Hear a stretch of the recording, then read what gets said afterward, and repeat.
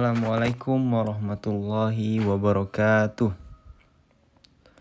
Hello guys, welcome back to my channel. Oke, hari ini saya akan menjelaskan yaitu logika proposisi dari mata kuliah Logika Informatika. Sebelum itu jangan lupa untuk like, comment, and share pada teman-teman kalian ya. Oke, langsung saja.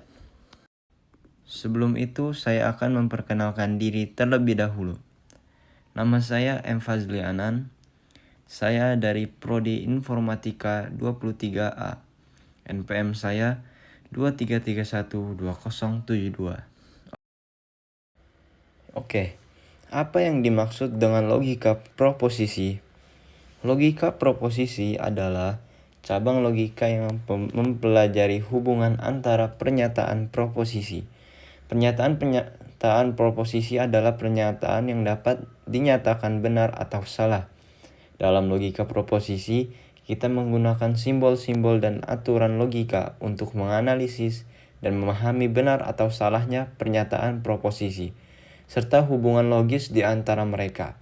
Misalnya, jika kita memiliki dua pernyataan proposisi A, hujan turun, dan B, jalanan basah.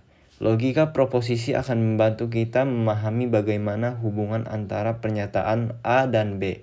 Apakah jika A dan B juga benar atau sebaliknya? Logika proposisi sangat penting dalam berbagai disiplin ilmu seperti matematika, filsafat, dan ilmu komputer karena membantu kita dalam berpikir secara logis dan analitis. Oke, kita lanjut. Apa saja yang akan dipelajari dalam logika proposisi? Yang pertama ada pernyataan proposisi. Konsep dasar dalam logika proposisi adalah pernyataan proposisi. Ini adalah pernyataan yang dapat dinyatakan benar atau salah. Contohnya, saya sedang membaca buku atau matahari terbit di timur. Dalam logika proposisi, kita akan mempelajari bagaimana menganalisis dan mengevaluasi kebenaran dari pernyataan proposisi ini. Yang kedua ada konjungsi, disjungsi, dan implikasi. Dalam logika proposisi, kita akan mempelajari konsep konjungsi atau dan, disjungsi atau, dan implikasi jika maka. Kita akan mempelajari cara membentuk pernyataan proposisi baru dengan menggunakan operator logika ini, serta memahami hubungan logis di antara mereka. Yang ketiga ada tabel kebenaran. Tabel kebenaran adalah alat yang digunakan untuk menganalisis dan memahami hubungan logis antara pernyataan proposisi.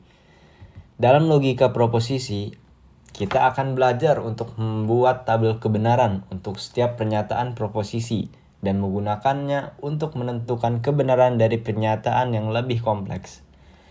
Yang keempat ada negasi dan hukum logika. Dalam logika proposisi, kita akan mempelajari konsep negasi, yaitu mengubah pernyataan proposisi menjadi kebalikan dari kebenarannya. Selain itu, kita akan mempelajari beberapa hukum logika yang mengatur hubungan logis antara pernyataan proposisi seperti hukum identitas, hukum dominasi, dan hukum distribusi. Yang kelima, ada argumen dan validitas.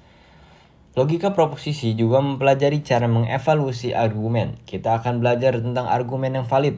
Jika premis benar, maka simpulan pasti benar. Yang keenam ada bentuk normal dan pembuktian. Dalam logika proposisi, kita akan mempelajari pembentukan normal dari pernyataan proposisi seperti bentuk konjungtif dan disjungtif. Selain itu, kita akan mempelajari pembuktian dalam logika proposisi, termasuk metode pembuktian seperti pembuktian langsung dan pembuktian dengan kontraposisi. Logika proposisi memiliki berbagai aplikasi yang luas dalam berbagai bidang.